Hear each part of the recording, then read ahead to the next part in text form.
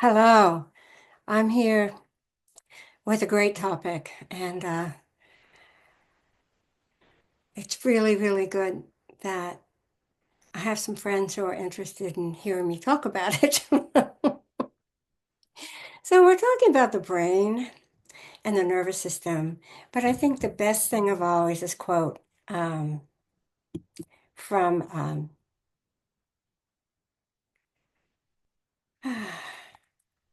this quote from Oprah Winfrey.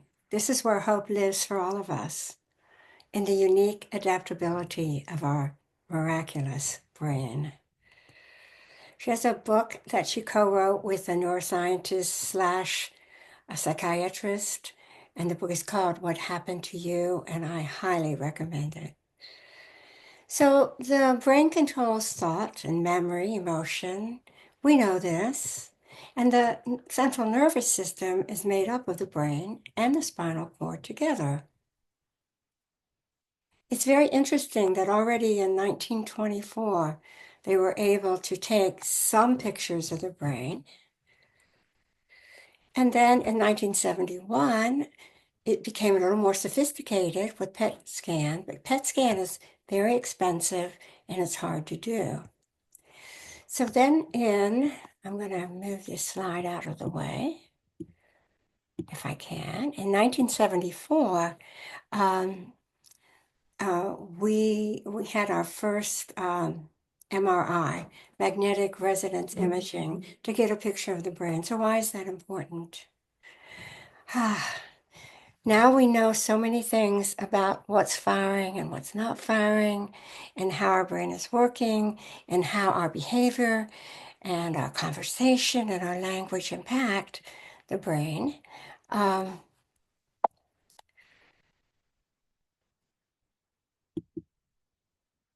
um, Finally, in 1991, there was developed a functional magnetic resonance imaging. And look at that amazing picture. It's going to light up where the brain is active. It's going to light up. And so it's possible to find out even more about the brain. And so, really, since the 60s, actually, but of course, more recently, we know far more about how our brain and our nervous system works. And we can also use that information to hack the brain and hack the nervous system. I want to begin the specifics here by talking about the four parts of the brain. And specifically, I want to focus on the brain stem because that is the most primitive part of the brain.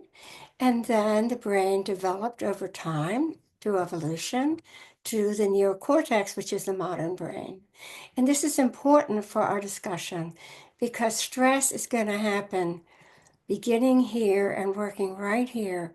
And what we want to do is we want to move the operation to the neocortex so that we can make better decisions about how we're responding. So we're going to talk about how we might do that. Well, you probably know if you've taken a class with me or any of my colleagues about the autonomic nervous system. It functions without our realizing it. Our heart beats. Uh, we get upset. We lie down to sleep and we relax. But it is two parts. The parasympathetic nervous system is associated with relaxation, with rest, with digestion, and the sympathetic nervous system is associated with survival, with fear, with fight, flight, and freeze. I just want to remind you that our nervous system is made up of conductive electrical wires that signals throughout the body. It's pulses of electricity that go along the cell membrane, carrying sensory and motor signals to and from the spinal cord in the brain. So this is the great thing, everybody. This is what we didn't know. Nervous tissue can grow and adapt at any age. And we know it's very active in young children and in adolescents and when we're young, but even when we're old, it can change. So what changes it? What changes the pathways in the brain? Whatever we do repeatedly, we're going to have strong neural pathways. And whatever we stop doing, we're going to reduce the neurons and the pathways for that behavior. It's a nice picture of where the two neurons are going to communicate with each other. This synapse, or this communication area, is strengthened when more communication occurs between the two neurons. How's that going to happen? That's going to happen with our behavior. It's going to happen with our language, with our thoughts. What we repeat will strengthen. What we reduce will go away. So what is chronic stress? That's why you're here, right? And you know, it's a consistent sense of feeling pressured and overwhelmed over a long period of time. Stress is a good thing. We need stress. We get things done with stress. We stay safe with stress. But when it's consistent, when it's chronic, when it never goes away, then it's a problem. So let's talk about the stress response system. I always like to think about the belly is kind of like thought to be the second brain. And sometimes when we sense danger, we sense it in the belly first. And then it communicates with the amygdala in the brain. It doesn't have to be a real threat, it's a perceived threat. So it could be an email, or it could be a tiger in the woods, in the jungle. From the amygdala, we're going to get a notice to the hypothalamus, the hypothalamus, and that's going to set off an alarm, and that's where the adrenaline comes pouring in, and the cortisol.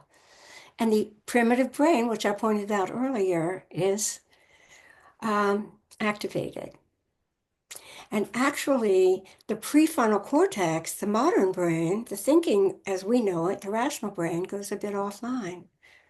What happens? Our immune system is deteriorated.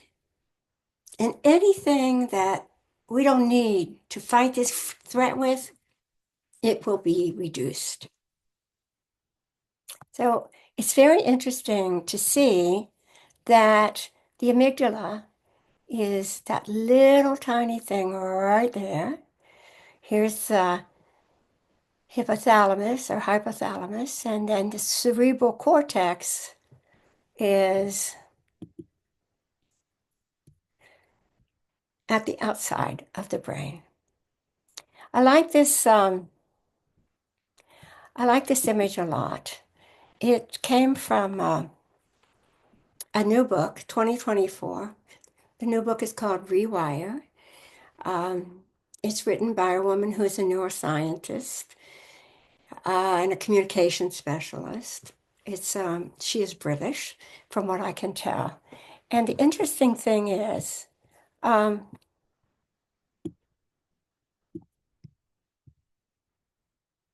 this is a chronic stress response. And I want you to notice here, okay, the stressor occurs. Now, the sympathetic nervous system is triggered to respond to this threat, to this danger. And we see it's activated. But notice, even after the stress is gone, even after the danger is gone or the perceived danger is gone, there's an inability to regulate the sympathetic nervous system. There's a failure to recover in chronic stress.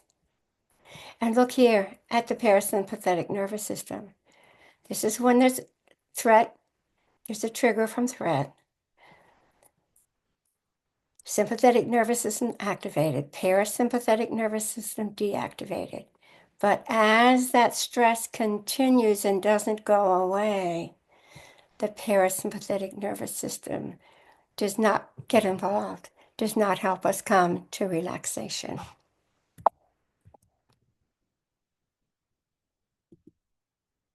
So effects of chronic stress, you know them well: high blood pressure, clogged arteries, anxiety, depression, addiction. And we know that overeating and obesity can come from chronic stress. And when we have chronic stress, we have decreased sleep and decreased exercise, and that just makes it worse. And then finally, we're talking about being reactive, functioning from the primitive region of the brain, not from the prefrontal cortex, not from the brain, from the modern brain, where we can evaluate the situation and decide how to respond. Now look at this. This is what happens when it's a mild acute stress reaction. Here's a stressor, and the sympathetic nervous system reacts because it's going to protect us from danger, but it's going to settle down. It will settle down, and that stress reaction will be reduced. The parasympathetic nervous system will come into play and will return to a more balanced state, to normal. So normal stress is one thing, but chronic stress, you don't get this return to normal. So the amygdala is the fear center of the brain, and we just saw a picture of it. And what can we do about it?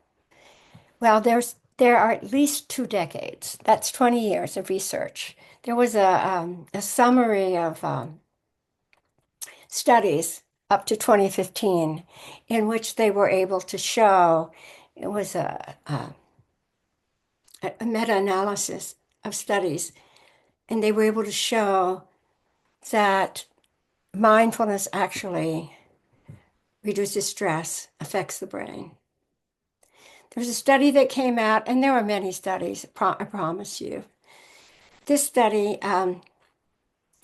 came out that showed in 2018 that with asanas, yoga asanas and poses, and with meditation, we actually reduce the size, the volume of the right amygdala. And that happens because we said the neurons would, that those neural pathways and neurons would be reduced if we didn't use them.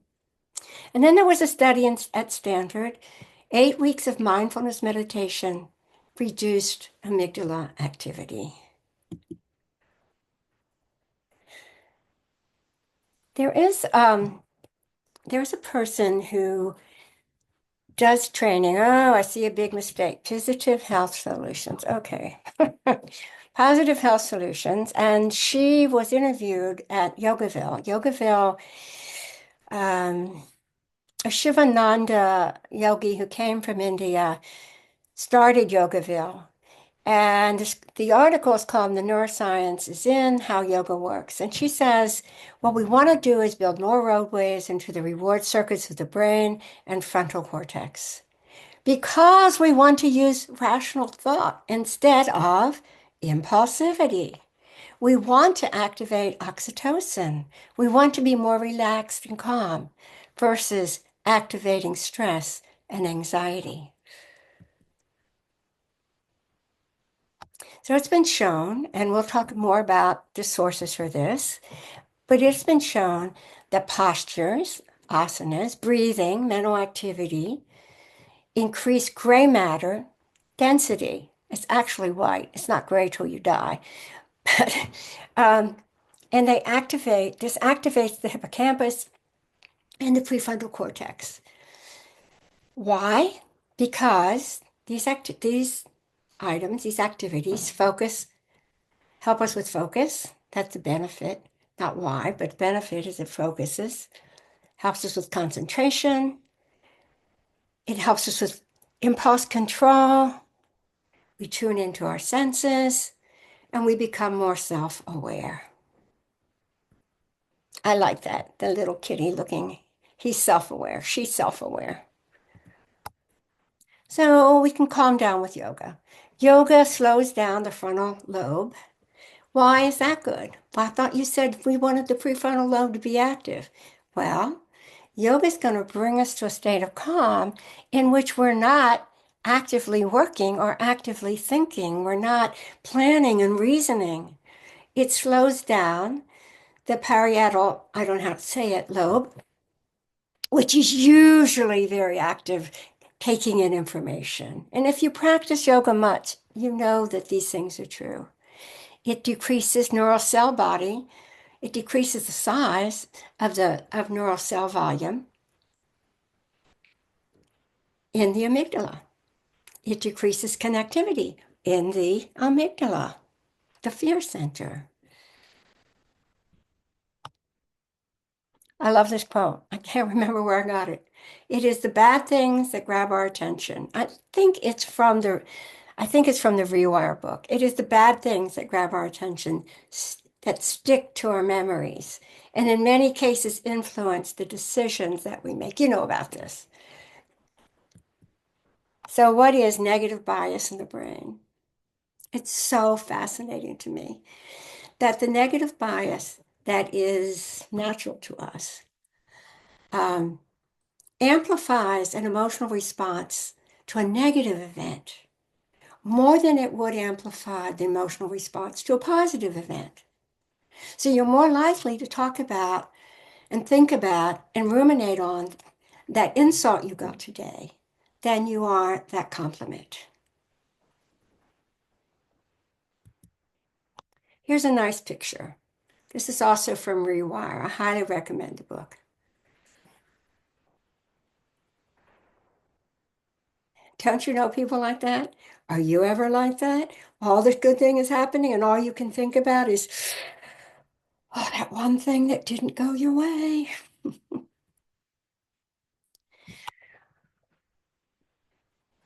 What Happened to You is the book I told you about that Oprah Winfrey co-wrote. If you have experienced trauma but haven't excavated it, the wounded parts of you will affect everything you've managed to build. It's going to hang out there in the primitive brain. It's going to increase your stress response, and it's going to keep you from really using the prefrontal cortex to analyze what happened to you and to decide whether or not or how you're going to respond. We also have the benefit of the vagus nerve to recover from stress. It is the longest nerve in the nervous system. It reaches from the brainstem down into the intestines. It interfaces with the parasympathetic nervous system. Aha, yes. It affects the heart, the lungs, the digestive tract, mood, and inflammation. You've heard me talk about vagus nerve a lot. So here's a nice illustration. You can see where it starts and how it comes down into, what is it? Into the intestines, probably. It goes through the intestines, actually. Activities we associate with calmness. Things like breathing, meditation, massage, even the experience of awe. You see that beautiful bird that you've not seen in a long time, and it's chirping happily away, and you go, oh, how beautiful. Even the experience of awe, these effect changes in the brain. And they do that in part because they increase the vagus nerve activity, which it helps us to relax, which activates the parasympathetic nervous system. I always like to tell people that even though it goes down through the body, we still have fibers that come from the vagus nerve into the face. And so when you hear somebody say, oh, you need to smile, it's because when you smile, Even if it's a fake smile, you're actually you're actually activating the vagus nerve, the calming, relaxing state that we all love. So, breath. Breath is the access point to regulating the nervous system. And I think what's important for us to remember is that when we exhale, we are activating the left brain hemisphere, and I'm not going to talk too much about that, but that is going to stimulate the parasympathetic nervous system. Relax. When we inhale, we stimulate the right hemisphere of the brain, and it stimulates the sympathetic system. So if you're experiencing anxiety, what you may want to do is make your exhales longer than your inhales. And if you're experiencing depression, you may want to make your inhales longer than your exhales, bringing life force into the body.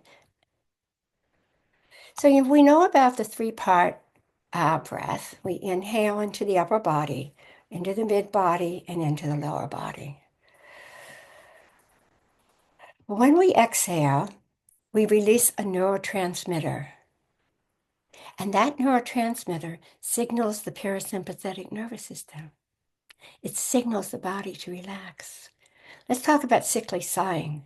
Cyclic sighing, it's so simple. There's just a big study done. There was a study done during COVID that came out from Stanford, and that's how I learned about it. But now it's everywhere. So cyclic sighing, you take in little inhales through the nose, a couple, two or three. Hold the breath for a second. Exhale from the mouth. So they compared cyclic sighing to different kinds of breathing and to meditation. And what they found was that cyclic sighing was the most effective way to reduce anxiety. Yeah, pretty cool. Now let's talk about building positive neural pathways. The more positive thought we have, the more positive speech we have, the more positive neural pathways we'll have. And what does that mean? The more you have, the more likely you are to be positive. Whereas in the negativity bias, it's just the opposite. So how does mindfulness work?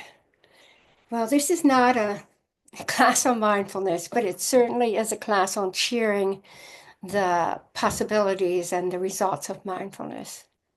You actually build positive neural pathways, and they've been able to show it because of that magnetic imaging that we now have. So you can do it. If you're taking a walk down the street or in a path and you're looking from right to left, that eye movement is going to help. You can, if you say, I don't know how to meditate, I will tell you this. Just count your inhales. 1, 2, 3, 4, 5. Count your exhales. 1, 2, 3, 4, 5. Repeat. Repeat. You can start meditating like 3 or 4 minutes a day just by counting your breath because you're bringing your focus to your breath. You might use a mantra, and we'll talk about affirmations. You might use a mantra that is an affirmation. So you could, I meditate. I do transcendental meditation. I was taught that more than 50 years ago. And so I have a mantra, but it doesn't matter what your mantra is. Somebody who started with TM, I think his name is Benson from Harvard. He is the one who delineated the response, the stress response. And he said, you can just say one, one, one, one. Keep your focus on the one. And a visualization script and a daily gratitude journal. A daily gratitude journal is going to increase positive thought, right? Positive thoughts going to increase your positive neural pathways. It's going to affect the way you act. The more you practice gratitude, the more it reinforces positive thoughts, emotions, behaviors. The more positive thoughts, emotions, behaviors, the more you'll practice gratitude. Now, when you just pause to say thank you, you're just saying, what you're saying is, practicing gratitude means you are recognizing that everything that is good in your life, anything that is positive in your life, is not because of something you did. Okay? And so being grateful, it's more than just practicing self-esteem. It's practicing your unity with other, with the whole of the universe, and seeing how it just enriches your life so much. Keeping a journal is a good idea of all the good things that happened in one day. I deserve to live a happy and healthy life. So there's research on self-affirmation. I was looking and looking and looking because I was sure that that was true. I have a number of studies listed here using positive self-affirmations like I am enough, I am perfect, I am love. Even if you don't believe it, you use it, right? You say it. So it decreases health deteriorating stress. It increases your physical activity. You're more likely, people were shown to be more likely to go out and walk or run, which is good for you, which is good for your brain, if you say positive things to yourself. You are, if you say positive things, this is backwards, less resistance to threatening messages. Okay. So when things threaten, you can fight it like crazy and push it away. But that's only going to make it stay. What you resist persists. So we stop fighting and we stop clinging. There was a study with people who got maybe some harmful health messages, and they had to decide what they were going to do about it. And people who used self-affirmation were more likely to say, okay, I'm not going to forget it, tuck it away. I'm going to do something about it. They did a study with college students whose GPA was declining because they felt left out in the college environment. And self-affirmations actually help them raise their GPA. And self-affirmations lower stress and rumination. So rumination, we have to talk about the default mode network. What is it? I've been real curious about this for a long time because I probably have had, I'm sure I've had the experience of, you've had the experience maybe, of the same ideas. You're just so stressed about something and you can't stop thinking about it. It just goes around and around and around. So if you don't have a task and your prefrontal cortex is not focused on accomplishing this task, then your default mode network will come into play. And that's not always bad because maybe you daydream. Um, Maybe you're actually kind of in a very quiet, calm way thinking through something. But, and we'll get to the but in a moment. It's present by two, and your default mode network is still developing into late adolescence. Like the rest of all of this, it's all not bad. It's just what happens when it's out of whack.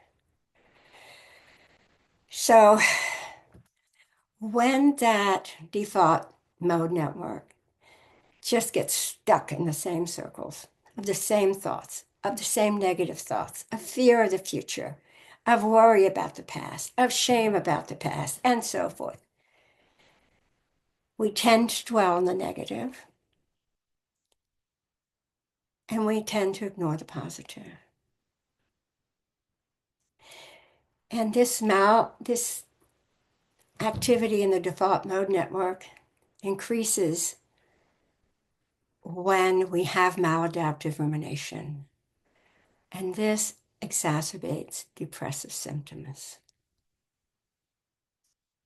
So just thinking about it, what are you thinking about affirmations and what might happen with an affirmation? What might happen in a yoga class? Think about how your behavior and your activity and your thought patterns can begin to regulate this. So a maladaptive default mode network is figured in ADHD, and Alzheimer's, and schizophrenia, PTSD, and major depression. So here's good news. When we use breathing techniques, we're altering the blood oxygen. And when we're altering the blood oxygen, we can actually make positive changes in the default mode network. We can stop the monkey chatter. And meditation influences the default mode network in a positive way, improving well-being. We have, it's probably the first thing, if you take yoga teacher training, it's the first thing that they teach you. They show you the Yoga Sutras of Patanjali, and then they ask you to memorize this one in Sanskrit, which I did at one point, but don't remember. But I remember it in English. Yoga is the stilling of the fluctuations of the mind. This is ancient, folks, ancient. And we talk about community. We talk about how we can build community. We talk about how community and connectivity with others improves our health, our mood, and our energy. We have mirror neurons. And I knew about this long ago, and I always found it fascinating that when two people are talking intently with each other, after a little bit, if one person does this, the other person does this. If one person does this, the other person does this. It's just amazing, but it's absolutely verifiable. And I think it's because we have mirror neurons that are being very sensitive to what's happening in this other person so that we emulate that person. We know that chanting and meditation affect, say there's a room of people. Some of them are meditating, some are not. The people who are meditating or chanting, they are raising the electrical, the activity of their brain. And it's fascinating because the people who aren't, but are in the same room, guess what? Theirs goes up too. So this is from the Alzheimer's Research and Prevention Foundation, and it's a Kriya is a purification. We think of Kriyas as purification in yoga practice and Eastern practices to bring the body, the mind, the emotions together. So these folks are doing research and using and promoting this Sat Nam, which means my true essence, using the hand signals. Sa, ta, na, ma, sa, ta, na, ma. I know my voice is very pretty, but I still get the benefit. Sa, ta, na, ma. You try it. Sa, ta, na, ma. To bring the body, the mind, the emotions into balance for healing. So why are we saying all this about yoga? I wish I could, I don't know. Sorry. Why yoga? Because yoga has an active intentional component. If we If we're just at the gym working out without an intention, maybe without a mantra, etc., in traditional exercise, yoga is different from that because it's very intentional. You're moving mindfully, so slowly, safely. You focus on relaxing the body. You're breathing fully. You're noticing the sensations in the body. You're noticing the passing thoughts, convinced that they are not going to stay. They will come and they will go, and you don't have to worry about it. So yoga, breathing, and meditation, asanas also calm and focus the mind. They develop greater self-awareness. Remember the kitty cat looking in the mirror.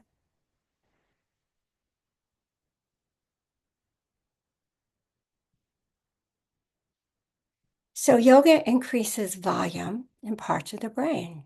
It's amazing. We talked about how that could happen with increasing neurons, increasing pathways,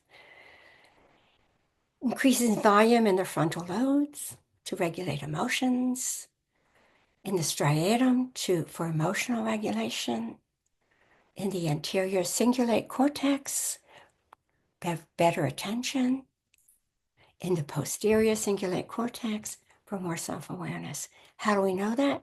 We know that from that fMRI, that functional magnetic camera that we have. We also know that yoga reduces, as I said before, activity and volume in the amygdala. This is just a great chart or graph, and it's from the science of yoga.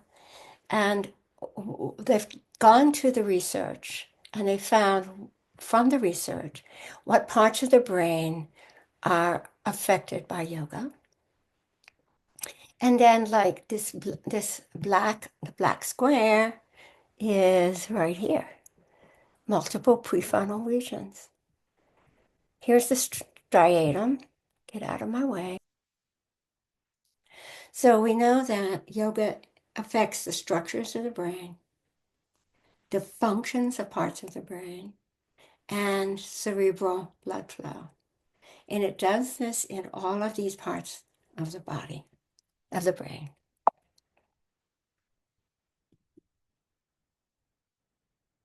It also, an interesting study that showed that yoga increased GABA, which is, it's a neurotransmitter. It's a chemical messenger. And that stimulates the release of dopamine, happiness, right? Oxytocin, love, serotonin, endorphins. Wow. It suppresses neuroactivity to prevent brain overexcitement. Has that ever happened to you? Where you just need to come down from it? GABA helps us control our amount of fear, stress, anxiety, and nervousness. We now have this information. 3 months of yoga, 2 or 3 days a week, increased GABA, according to Boston University School of Medicine. 12 minutes of daily yoga reduces cortisol and inflammation. A study showed that yoga was better than walking to release anxiety and to relax. Probably, probably because of uh, the intentional nature of it. Now, if you're doing a walking meditation, then you're being intentional, and then you're being mindful and focusing.